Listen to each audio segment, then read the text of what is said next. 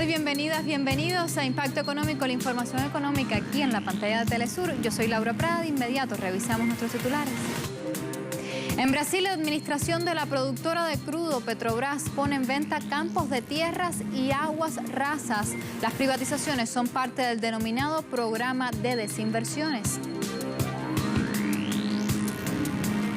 En nuestro espacio en contexto revisamos un estudio del CELAC sobre la recaudación tributaria en América Latina y el Caribe, la cual está por debajo en comparación con la media de la OCDE.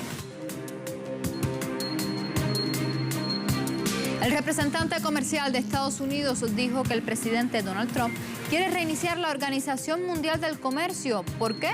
Les contamos en nuestra Economía en 360.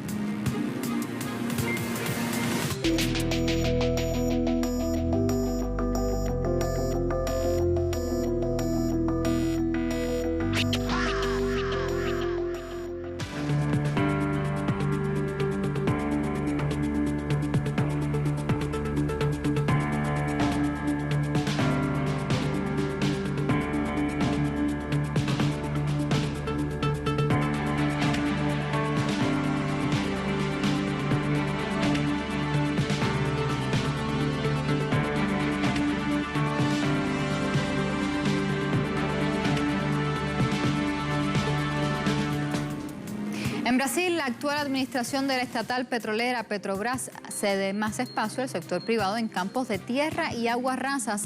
Las nuevas privatizaciones son parte del denominado programa de desinversiones. Los detalles se los ofrecemos a continuación.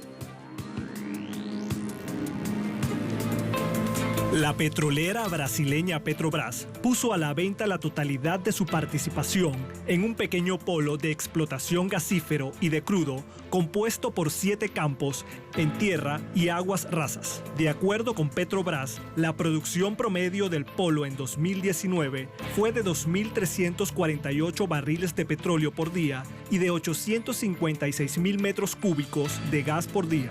La venta constituye el mayor plan de desinversiones que Petrobras ha puesto en marcha desde hace 3 años. La compañía prevé obtener $21.000 millones en 2 años y concentrar recursos en campos que tienen en aguas profundas del Océano Atlántico. Igualmente, a través de su plan quinquenal, Petrobras se propone elevar su producción de petróleo y gas natural en Brasil desde 2,7 millones de barriles diarios en 2020 hasta los 3,5 millones en 2024.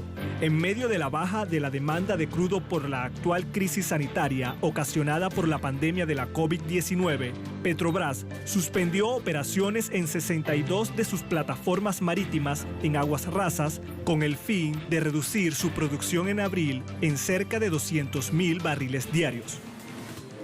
En México, el turismo podría llegar a recuperar buenos estándares en el segundo trimestre de 2021 pese a los efectos de la COVID-19. Así dio a conocer el director general de Visit México, Carlos González, que prevé un escenario optimista para volver a buenos estándares de afluencia de turistas en 1 año y medio, dependiendo de la evolución de la pandemia. En la segunda semana de junio, México empezó a reabrir los destinos turísticos como Cancún y Los Cabos bajo estrictas medidas sanitarias. En ese sentido, la ocupación hotelera no podrá superar el 30% y hasta el momento sus niveles solo ocupan el 10 y un 15%. Asimismo, según el registro internacional, México sigue entre los 8 países para vacacionar en las búsquedas por Internet.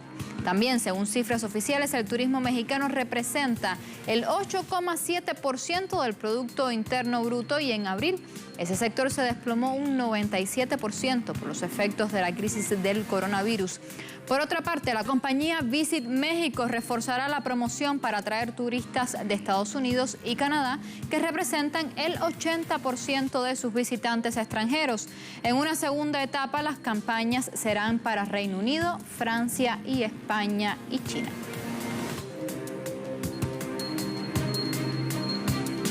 Panamá mantendrá cerrada su frontera aérea hasta el próximo 22 de julio como medida de control por la COVID-19.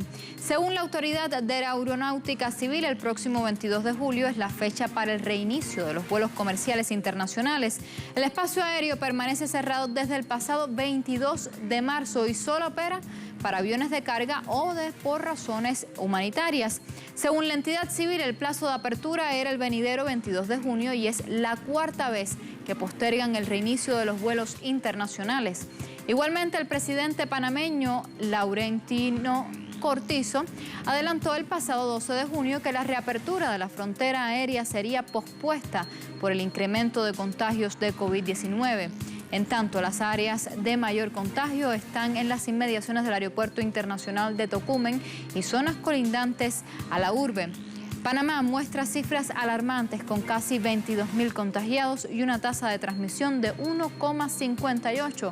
Esto se refiere a que cada contagiado podría contagiar a más de una persona.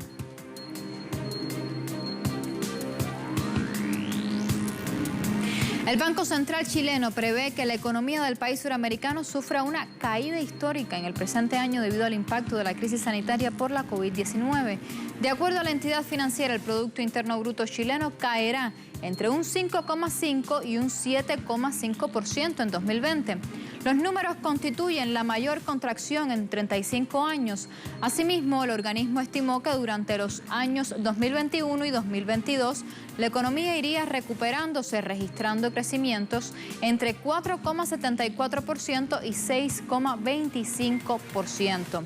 Igualmente, las estimaciones del Banco Central asumen que la cuarentena en Chile se relajará en el tercer trimestre del año, logrando una reapertura gradual de la economía y permitiendo una mejora paulatina de la actividad y el mercado laboral. No obstante, de no detenerse la expansión del virus y las medidas de restricción continúan, el Banco Central advierte que en los próximos meses las estimaciones económicas serán aún más negativas.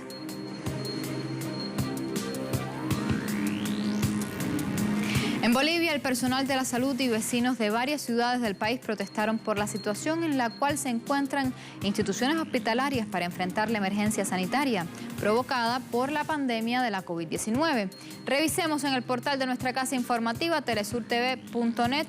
Las manifestaciones se produjeron en localidades como El Alto y Yapacaní, territorio ubicado en el departamento de Santa Cruz, al oriente de La Paz.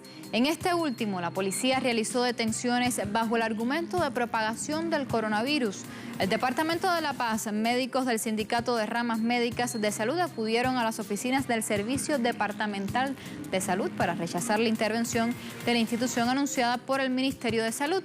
Al menos 10 trabajadores de sedes iniciaron una huelga de hambre en repudio a la decisión ejecutiva. Otro de los reclamos están vinculados al pago de sueldos atrasados, la necesidad del personal y la dotación alimentaria para el personal de salud. Y en Puerto Rico, en el Caribe, la normalización económica dependerá de lo rápido que se recupere el empleo. Así informó la consultoría Estudios Técnicos, que tendrían que crear 22.240 empleos mensuales entre agosto y diciembre para llegar al nivel de empleo de diciembre de 2019. La consultora señaló que no cree llegar a ese alcance sino hasta 2022. Según las cifras, en abril se perdieron 111.200 empleos en el sector privado, en contraste con los 694.000 empleos de diciembre de 2019. Asimismo, el análisis de la consultora prevé que los paquetes de estímulo del gobierno local y federal impulsarán la recuperación de las empresas y la estabilidad de los empleos. El estudio refleja que los desafíos de la economía en el mercado laboral pueden llegar hasta 2021. Por otra parte, Estudios Técnicos destacó que la mejora de la movilidad de las personas es uno de los indicadores de recuperación económica luego de 3 meses de confinamiento. En marzo, las visitas a tiendas y otros comercios se contrajeron un 77% y en abril cayeron un 87%. Así, desde el 12 de junio, la movilidad llegó a una cifra positiva del 27%.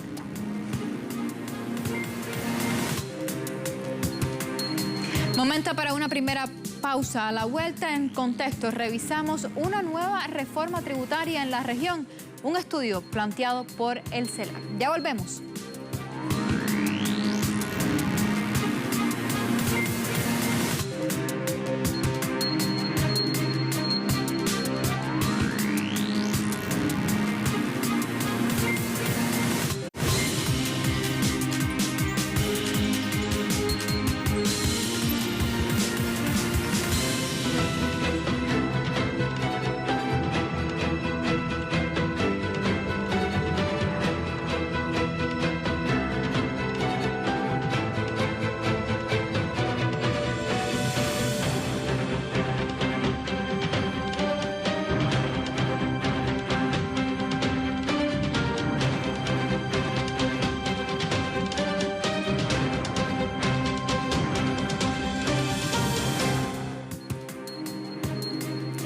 Estamos de vuelta. El investigador y economista del Centro Estratégico Latinoamericano de Geopolítica, el CELAC, Alfredo Serrano, afirmó que en medio de la emergencia sanitaria por el COVID-19 es preciso fijar pautas de un nuevo consenso en materia tributaria para América Latina.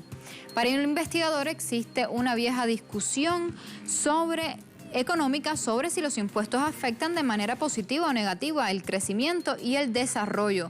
Unos afirman que mayores impuestos perjudican la actividad económica, genera desempleo e incentiva la fuga de capitales.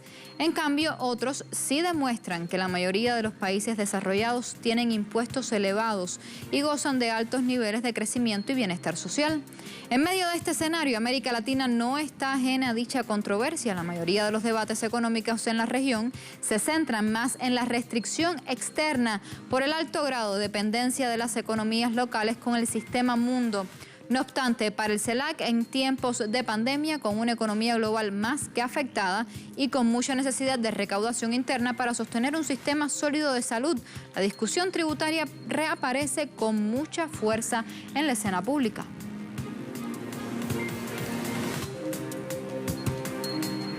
El economista Alfredo Serrano afirma que la región latinoamericana precisa actualizar cuanto antes su obsoleta matriz de tributos en relación a los siguientes ejes. Veamos. De acuerdo al CELAC, es inadmisible que la tasa legal del impuesto que tienen que pagar las empresas en la región difiera tan significativamente de la tasa efectiva. Por ejemplo, en Argentina, la tasa legal es del 30%, pero a la hora de la verdad, el tipo impositivo efectivo sobre sus beneficios es del 7,6%.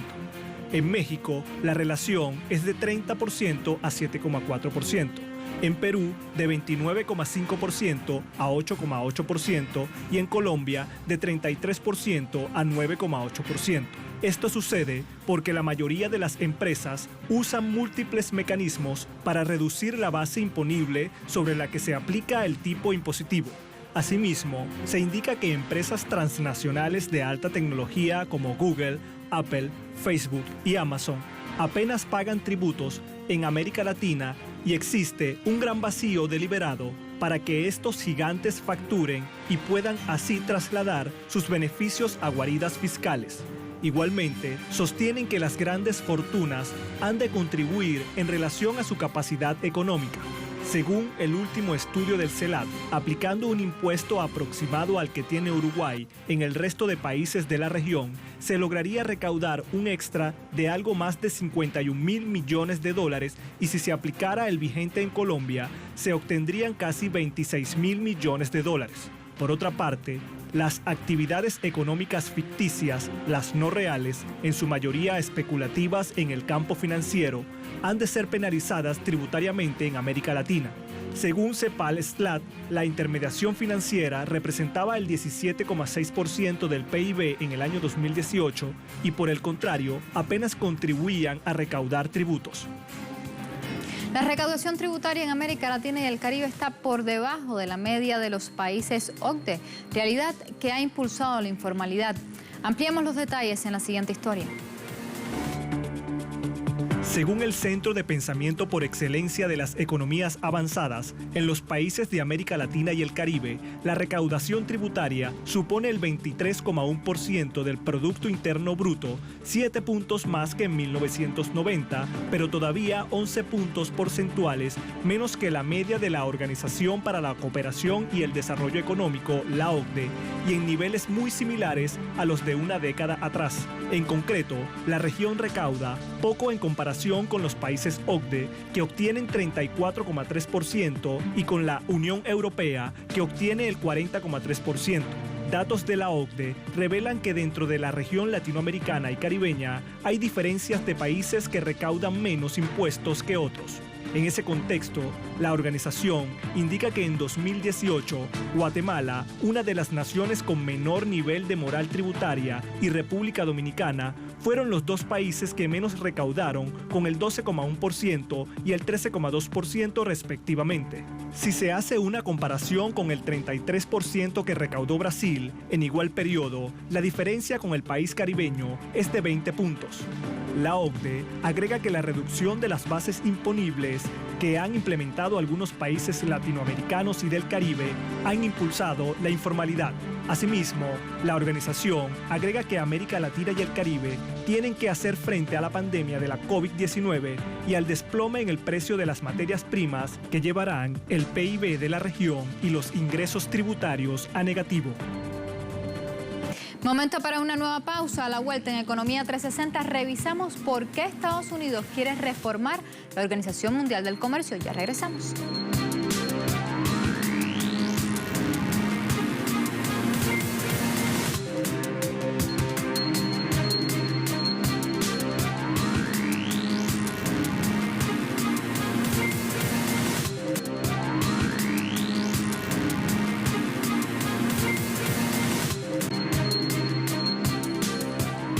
Estamos de vuelta. El representante comercial de Estados Unidos, Robert Lighthizer, dijo que el presidente Donald Trump quiere reiniciar la Organización Mundial del Comercio por considerar que está desactualizada y que ha tratado injustamente a su país.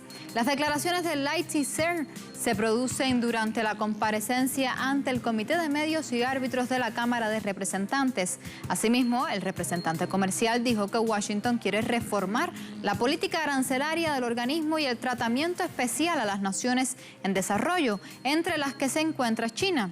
En ese contexto, Lighthizer dijo que las resoluciones arancelarias vigentes están desactualizadas y ya no reflejan las decisiones políticas y las condiciones económicas de los países miembros. Además, el funcionario estadounidense dijo que la administración del presidente Donald Trump espera que el siguiente director general de la Organización Mundial del Comercio respalde la necesidad de reformar a esa organización internacional con diversos cambios, entre ellos establecer nuevas reglas para relacionarse con el gigante asiático.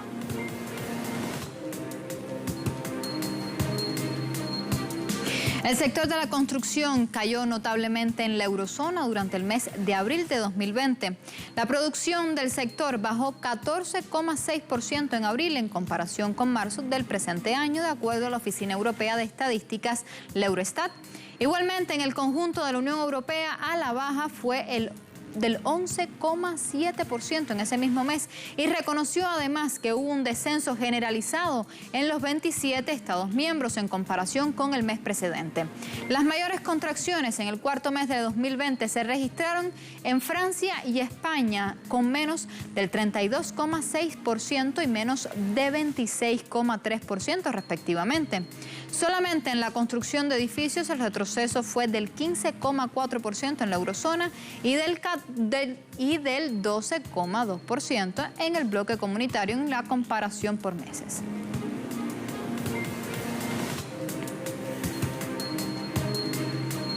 En Alemania, el sindicato Verdi, que agrupa a trabajadores de servicios, convocó al personal aeronáutico del país para una huelga el próximo viernes debido a la crisis generada por el sector por la pandemia del coronavirus. Cerca de 300.000 personas que trabajan en el transporte aéreo alemán están convocadas al paro, según estadísticas aportadas por fuentes sindicales.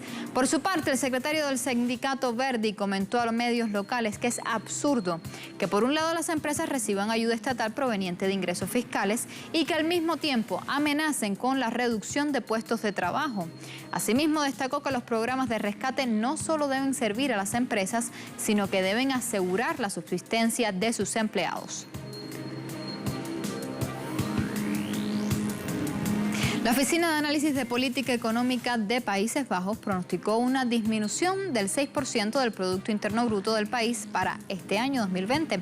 La entidad indicó que la baja se materializará debido a las medidas de distanciamiento social aplicadas en la capital del país para contrarrestar la pandemia de la COVID-19. Dichas medidas condujeron a una contracción inédita de la actividad económica de entre un 10 y un 15%.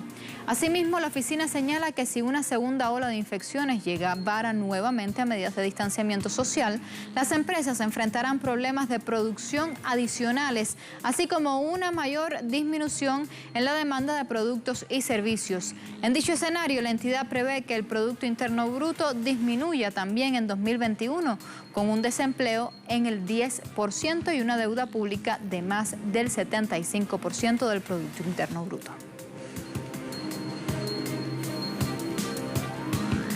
La economía china seguirá recuperándose en el segundo trimestre, según analistas, así lo titula el portal web Xinhua en español. Las actividades económicas de China se acelerarán aún más en la segunda mitad del año gracias a un aumento en la financiación social total, según el Banco de Inversión China International Capital Corporation Limited en un informe de investigación. Asimismo, la recuperación de la infraestructura y la inversión inmobiliaria apuntalarán el crecimiento en el segundo semestre, mientras que el consumo y las exportaciones también se prevé que se vean reanimadas a medida que el crecimiento del ingreso nacional siga mejorando, acotó la entidad financiera. Las actividades de las fábricas continuaron repuntando en mayo, con el valor añadido de la producción industrial creciendo un 4,4% interanual.